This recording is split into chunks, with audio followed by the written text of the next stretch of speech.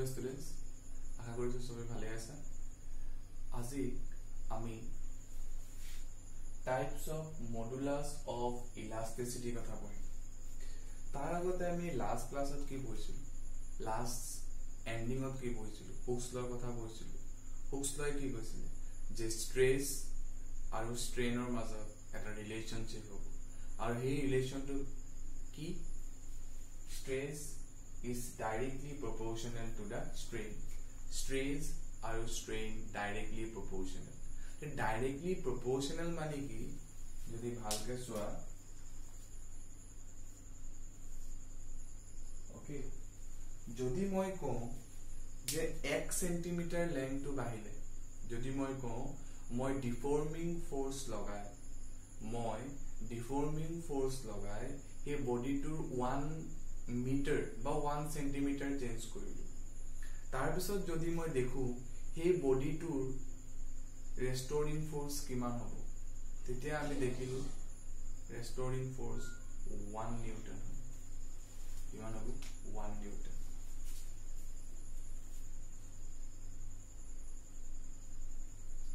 এটো হ'ল স্ট্ৰেস এটো হ'ল স্ট্ৰেইন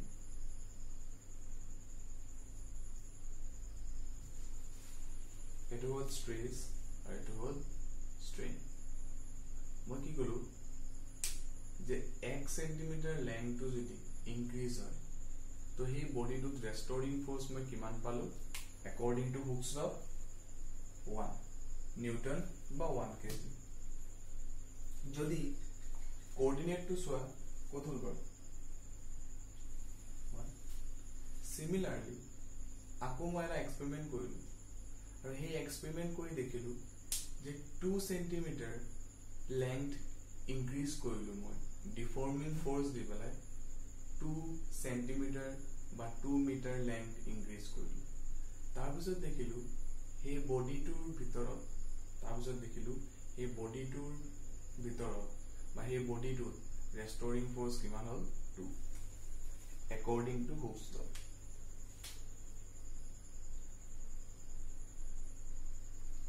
कोऑर्डिनेट কত হ'ব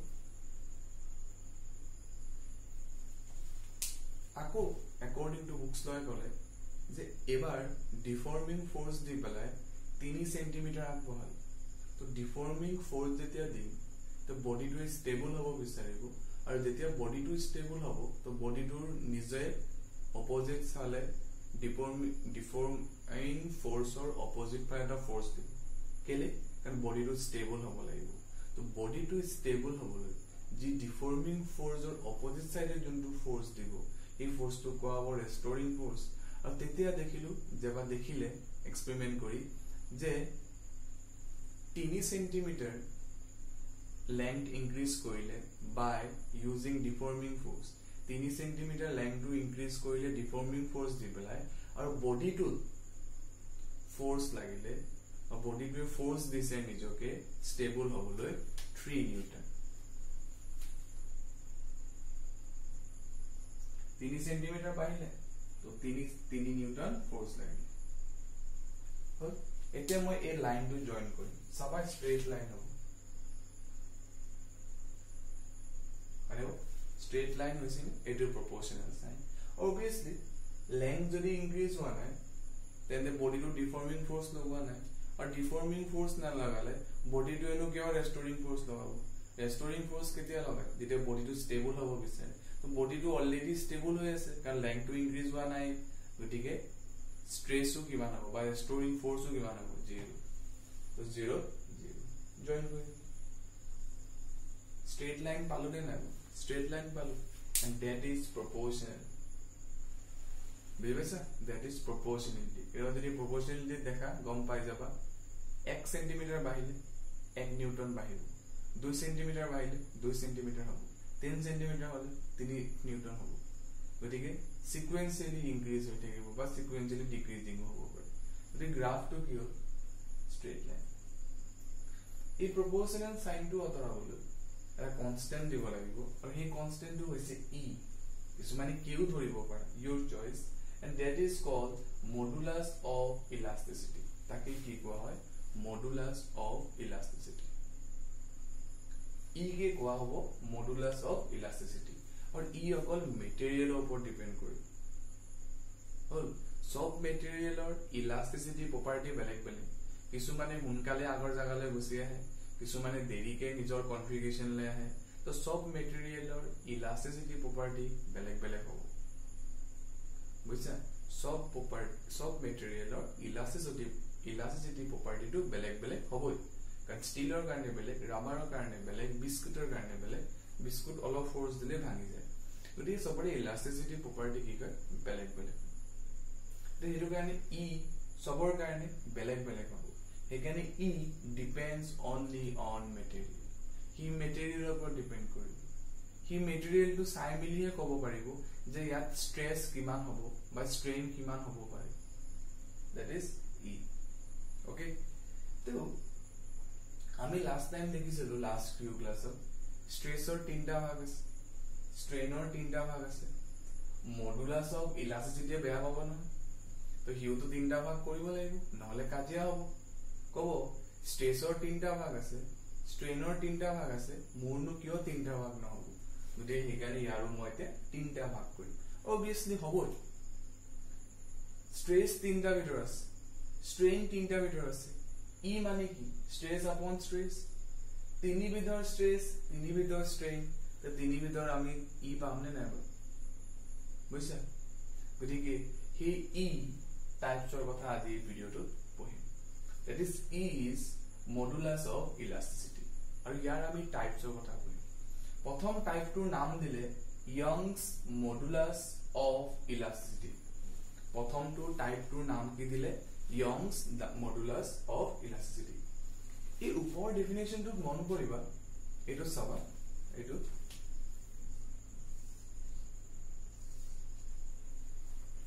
ওকে এতিয়া ষ্ট্ৰেছ তিনটা ভিতৰ আছে তো মই প্ৰথম ষ্ট্ৰেছটো লম ষ্ট্ৰেইন তিনটা টাইপৰ আছে তাৰ মই প্ৰথম টাইপটো লম আৰু এই দুটা কম্বাইন কৰি পেলাই মই ই পাম আৰু এই ইটোৰ নাম দিম বেলেগ দিম এটো দিলো y Young modulus of elasticity হল কাৰণ ই দিলে তো এটোহে বুজাইছে ইয়াত যদি মই ষ্ট্ৰেছৰ টাইপটা দিলো লংগিটুডিনেল এটো যদি মই লংগিটুডিনেল ষ্ট্ৰেট গতি ই জায়গাত বেলেগ এটা নাম দিম বাট কাম একেটা নাম একেটা ইয়ং খালি মডুলাস অফ ইলাস্টিসিটি থাকিবই তাৰ লগতে মই কি লগাইলো Young's modulus of elasticity just that is the difference okay এটা সোয়া ষ্ট্ৰেছৰ টাইপ প্ৰথম টাইপটো কি লংগিটুডিনেল ষ্ট্ৰেছ ষ্ট্ৰেইনৰ প্ৰথম টাইপটো কি লংগিটুডিনেল ষ্ট্ৰেইন বহাই দিলো বহাই দিয়াৰ পিছত ৰেশিও পালো এই ৰেশিওটো ইকুয়াল টু কিমান হয় ই হ'ব আৰু এইটোৱে কিমান হ'ব y হ'ব কথা একেটাই চিনাকিকৰণ দ্বাৰা চিনাকি কৰিবলৈ নামটো বেলেগ বেলেগ দি দিছো হেতু কাৰণে চিনাকি হ'বলৈ মানে নামটো বেলেগ বেলেগ দি দিছো দ্যাট ইজ y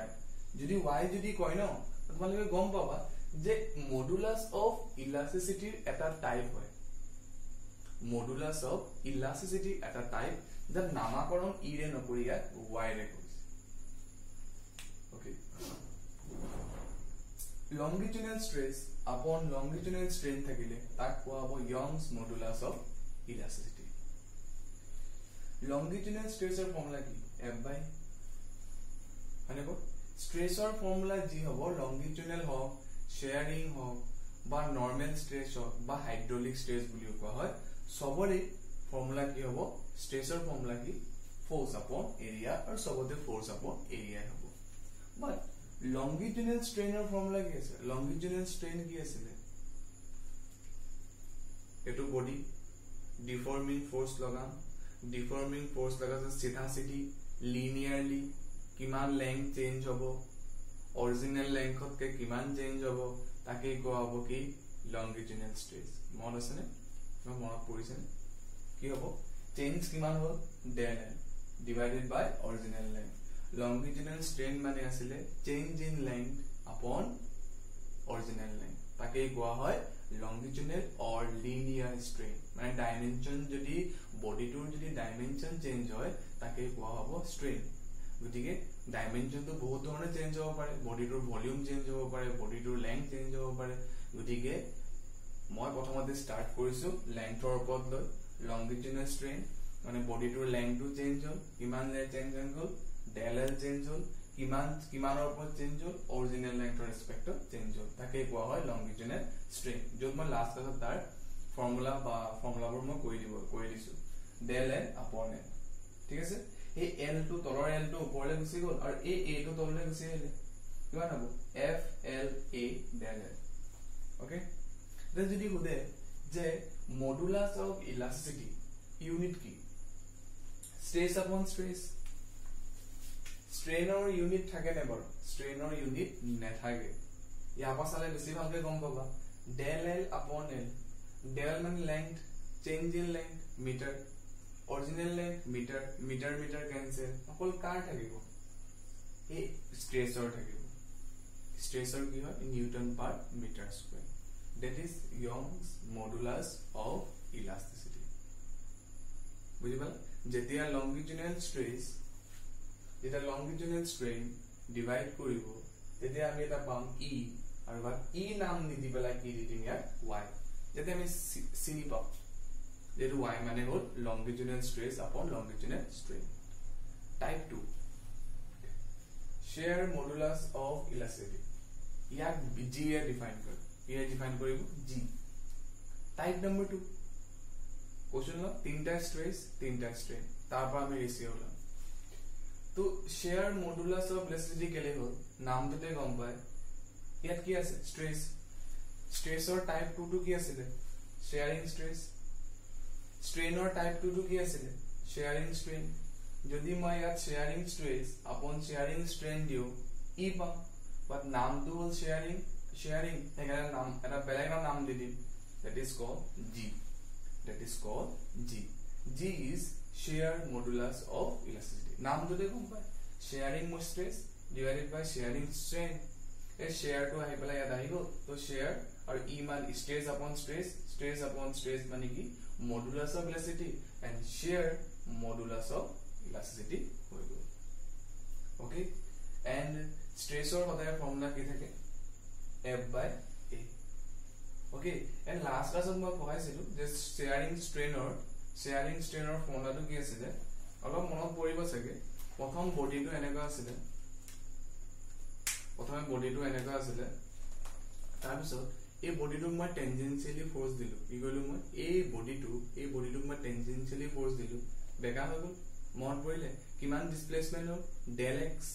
প্ৰথমতে এনেকুৱা আছিল, ফোৰ্স দিলো কিমান চেঞ্জ হল ডেল এক্স। অৰিজিনালি কিমান লেংথৰ ৰেসপেক্টত চেঞ্জ হল, মানে বেসৰ পৰা কিমান লেংথত আছে এটো এল লেংথত মই ধৰিলো, তো এল লেংথত কিমান ডিসপ্লেসমেন্ট হল ডেল এক্স। তো ডেল এক্স আপন এল কে আমি কি বুলি কওঁ, ডেল এক্স আপন এল কে আমি কি কওঁ শেয়ারিং স্ট্রেন। ঠিক আছে, ডেল এক্স আপন এটা এই এল টো ওপৰলৈ যাবগে আৰু এই এ টো তললৈ আহি যাব। तो ए F divided by और ए L टू बोले कि जब L by del x। और लास्ट क्लास लगे मत পড়িছিলে যে L by del x মানে আমি দিছিলো tan থিটা, আর যদি del x যদি সৰু হয় তেন্তে আমি tan থিটাৰ জায়গাত দেখিম থিটা। মত পড়িছিলে নে? এটো মহাই দিছো টাইপ 2। ওকে,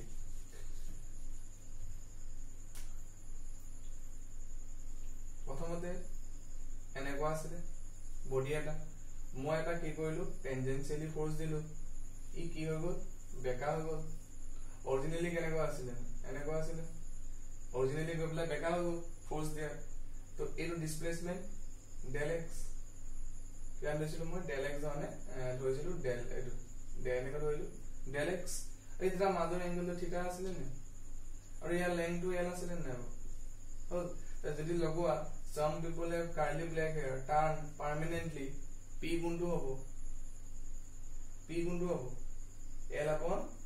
L হ'ব permanently, আৰু base কোনটো হ'ব লিখিলো L upon del x। Okay, equal to কিমান হ'ব, তো গতিকে equal to tan theta is equal to L upon sorry কথাটো ভুল হ'ল, sorry for that। tan theta is equal to কিমান আছিল perpendicular upon base, তো perpendicular কোনটো হ'ব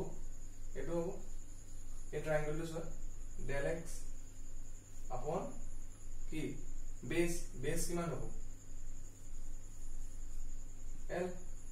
হল del x upon l तो ए del x upon l তুমি এটো লিখিব পাৰিবা f by del x upon l মানে কি tan theta হল ইয়াত যদি মই ভালো কৈছিলো যে del x যদি বহুত স্মল হয় তেন্তে tan theta জায়গাত কি লিখিম theta যদি del x বহুত সৰু হয় গতিকে tan ৰ জায়গাত মই কি লিখিম theta গতিকে a টো তললে আহি যাব f by a theta বুজিবা মই ট্ৰায়াঙ্গল সোৱাটো ভুল হৈছিল বাকি সব ঠিক আছে বুজিবা লাষ্ট ক্লাসত মই অলৰেডি ডিসকাস কৰিছিলো নেক্সট টাইপ সি that is bulk modulus of elasticity এই নামটো কেলে আহিলে তোমালোকে আৰু এটা টাইপ আছিল না ভলিউম স্ট্ৰেস ডিভাইডেড বাই ভলিউম স্ট্ৰেইন ভলিউম স্ট্ৰেইনও আছিল আৰু ভলিউম স্ট্ৰেস আছিল আৰু ভলিউম স্ট্ৰেইন আছিল তো ইহঁতৰ মাজত যোন ৰিলেশনশিপ হ'ব সেই ৰিলেশনশিপটো কোৱা হ'ব bulk modulus of elasticity that is তা কি হে ডিফাইন কৰে b ৰে স্ট্ৰেস নাম্বাৰ থাৰ্ড টাইপ ভলিউম স্ট্ৰেসও ক'ব পাৰা নৰমাল স্ট্ৰেসও ক'ব পাৰা হাইড্ৰোলিক স্ট্ৰেসও ক'ব পাৰা যিকোনো ক'ব পাৰা ভলিউম স্ট্ৰেইনস ডিভাইডেড বাই মই ভলিউম স্ট্ৰেইন কৈ দিম তো ইটো কি হৈ যাব ই মানে বেলেগ নাম দিব লাগিব কাৰণ টাইপসটো বেলেগ বেলেগ তিনটা টাইপস আছে তো তিনটা টাইপসৰ কাৰণে বেলেগ বেলেগ মডুলাস অফ ইলাস্টিসিটি হ'ব একে নামটো মই দি দিলো বি যেনে মই চিনি পাম যেটো বাল্ক কথা কৈছে এটো মানে ভলিউমৰ কথা কৈছে bulk modulus of elasticity that is ইয়াত কি লিখিম ভলিউম স্ট্ৰেইন ইয়াত কি লিখিম মই ভলিউম স্ট্ৰেইন ওকে সদায় স্ট্ৰেস থাকিলে ভলিউম কক জি কক টি কক স্ট্ৰেসৰ সদায় ফৰ্মুলা f by a লাগিব খালি পানীৰ ক্ষেত্ৰত f by a হৈ যাব প্ৰেসাৰ ফ্লুইডৰ ক্ষেত্ৰত সমান পৰিমাণ লাগে ন ফোৰ্স তুমি প্ৰেসাৰৰ মিলি লিখিব পাৰা f by ভলিউম স্ট্ৰেইনৰ ফৰ্মুলা কি আছিল ভলিউম স্ট্ৰেইনৰ ফৰ্মুলা কি আছিল change in volume upon original volume volume স্ট্ৰেইনৰ ফৰ্মুলা কি আছিল বা ডেফিনিশন কি আছিল যেতিয়া পানীৰ ভিতৰত বলটো থলে পানীৰ যোনটো প্ৰেসাৰ দিব তাৰ ভলিউমটো কম হৈ যাব আৰু যদি ভলিউম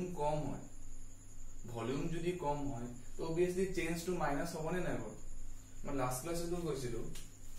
প্ৰথমতে ধৰিলা পানীত দিওতে এই বলটো 3 লিটাৰ আছিল ক্যাপাসিটি যেতিয়া প্ৰেসাৰ দিব তো এটো সৰু হৈ যাব তো সৰু হলে কিমান হৈ যাব 2 লিটাৰ হৈ যাব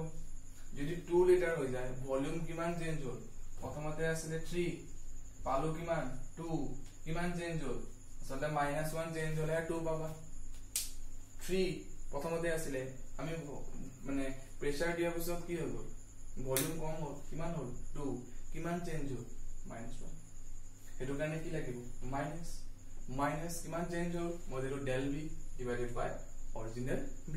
তোমালোকে মন যায় যদি f by a টো কি লিখা পাইবা প্ৰেসাৰ তো কান কম পা পানীৰ ভিতৰত সদায় ফোৰ্স থাকে তো f by a আমি প্ৰেসাৰ লিখিব পাৰো তো f by a লিখিলো প্ৰেসাৰ আৰু v টো ওপৰলৈ গৈ যাব তলত থাকি যাব del v